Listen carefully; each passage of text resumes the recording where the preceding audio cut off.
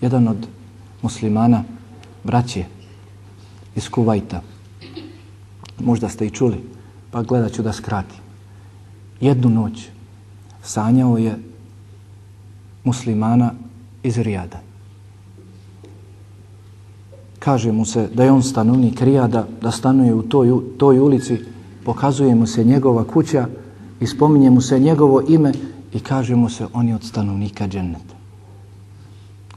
Prva noć, druga noć i treća noć.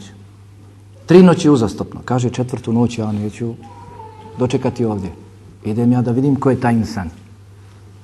I otišao, neki od stanovnika Rijada je upitao, ulica ta i ta postoji? Postoji. Zaustavio auto i niz ulicu, primijetio onu kuću koja mu se pokazala u snu. Dođe pred ulazna vrata, pozvoni, izađu curice, koje je vlasnik ove kuće, kažu taj i taj. Babo naš, taj i taj. Isto ime koje mu se spomenulo u snu. Ima li babe? Ima babu. Može li sići? Sišao. Oni gostoprimljive, hajde nećemo ovdje se upoznavati pred vratima, hajde da popijemo kahvu, čaj. Uz kahvu i čaj malo besjedili, pričali, a on sve gleda po strani da vidi kako oni žive. Što se to meni 3 večeri govori za njega da je od stanovnika dženneta.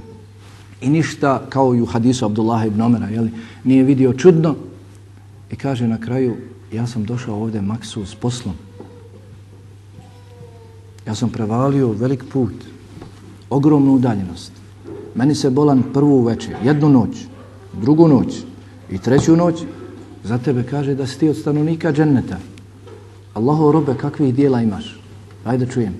Da i mi činimo ta dijela da budemo obradovani još na dunjaluku dženneta. Kaže, ništa posebno, ti vidiš kako živimo, skromno živimo. Ništa posebno, možda je, kaže, ovo. To možda je itekako veliko. Kaže, već 7.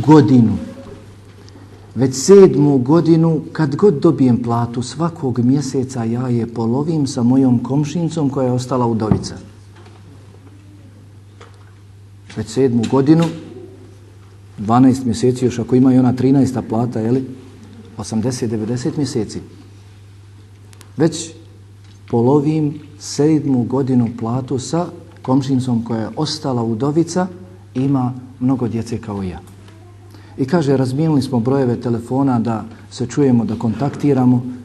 Šejtan je učinio da zaboravim na njega. Nakon 6 mjeseci kada sam listao, nekoga sam tražio, njegovo mi ime proleti. Hajde da ga nazovem da vidim kako je, šta je. Nazvao sam, curice se opet javile. Kaže, mogu li dobiti babu? Kažu, babo je rahimehullahu ta'ala. Babo je preselio.